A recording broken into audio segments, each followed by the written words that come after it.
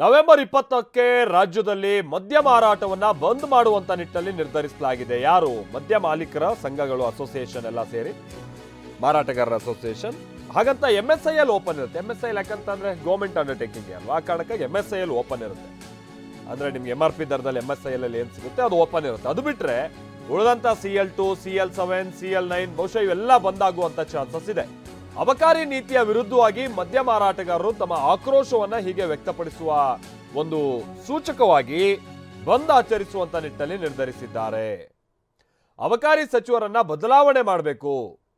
Wine merchants association ಅಧ್ಯಕ್ಷ ಗುರುಸ್ವಾಮಿ ಅವರು ಕಿಡಿಕಾರಿರುವಂತ ರೀತಿ ಇದು. Federation of wine merchants association ಅಧ್ಯಕ್ಷ ಏನ್ ಹೇಳ್ತಾ ಇದ್ದಾರೆ ಅಂದ್ರೆ, ನಾಯಿ ಕೊಡೆಗಳ ರೀತಿಯಾಗಿ ಲೈಸೆನ್ಸ್ ಉತ್ಪತ್ತಿ ಆಗ್ತಾ ಇದೆ. ಅಬಕಾರಿ ಸಚಿವರನ್ನ ಬದಲಾವಣೆ ಮಾಡಬೇಕು. RB ತಿಮ್ಮಾಪುರ್ ಅವರನ್ನ ಅವರ ಆಪ್ತರು ಮತ್ತೊಬ್ರು ಎಲ್ಲ ಸೇರ್ಕೊಬಿಟ್ಟು ಬಹಳ ಹಣ ಸುಲಿಗೆಯನ್ನ ಮಾಡ್ತಾ ಇದ್ದಾರೆ. ಅವ್ರ ಆಪ್ತರು ಮುಖ್ಯವಾಗಿ ಎಲ್ಲ ಮಾಡಿಸ್ತಾ ಇದ್ದಾರೆ. ಇದೇ ವಿಚಾರ ನಿಮ್ಗೆ ಗೊತ್ತಿರಲಿ, ಪ್ರಧಾನಿ ಮಹಾರಾಷ್ಟ್ರ ಚುನಾವಣೆ ಸಂದರ್ಭದಲ್ಲಿ ಹೇಳಿದಂಥದ್ದು ಕೂಡ ಇದೇ ವಿಚಾರ. ಚುನಾವಣಾ ಪ್ರಚಾರ ಸಂದರ್ಭದಲ್ಲಿ ಏನಂತ ಇವರ ಆರೋಪ, ನಾಯಿ ಕೊಡೆಗಳ ರೀತಿ ಲೈಸೆನ್ಸ್ ಉತ್ಪತ್ತಿ ಆಗ್ತಾ ಇದೆ. ಮದ್ಯ ಮಾರಾಟ ಗೊತ್ತಿದ್ದವರು ಗೊತ್ತಿಲ್ಲದವರು ಎಲ್ಲರೂ ಬರ್ತಾ ಇದ್ದಾರೆ. ಎಲ್ಲಿ ಅಂಗಡಿ ಇಲ್ಲ ಅಲ್ಲಿ ಮಾಡೋಕೆ ಕಾನೂನು ಹೇಳುತ್ತೆ. ಎಲ್ಲಿ ವ್ಯಾಪಾರ ಚೆನ್ನಾಗಿರುತ್ತೆ ಅಲ್ಲಿ CL7ಗೆ ಇವರು ಲೈಸೆನ್ಸ್ ಕೊಡ್ತಿದ್ದಾರೆ.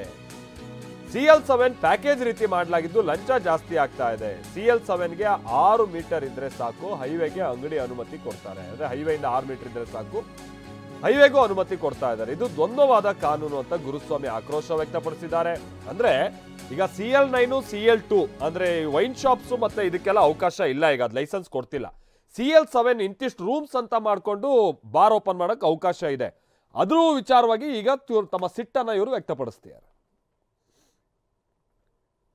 ಸಚಿವರ ಬದಲಾವಣೆ ಅಂತ ಹೇಳಿದ್ರೆ ಇದು ಅನುದಾನ ಇಲ್ಲದೆ ಇರತಕ್ಕಂಥ ಒಂದು ಇಲಾಖೆ ಸರ್. ಇದು ಅನುದಾನ ಅಂದರೆ ನಿಮಗೆ ನಾವು ಹೇಳ್ತಾ ಇದ್ದೀವಿ ಭ್ರಷ್ಟಾಚಾರ ಅಂತ, ಇದೇ ಅನುದಾನ ಅಂತ ತಿಳ್ಕೋಬೇಕೀಗ.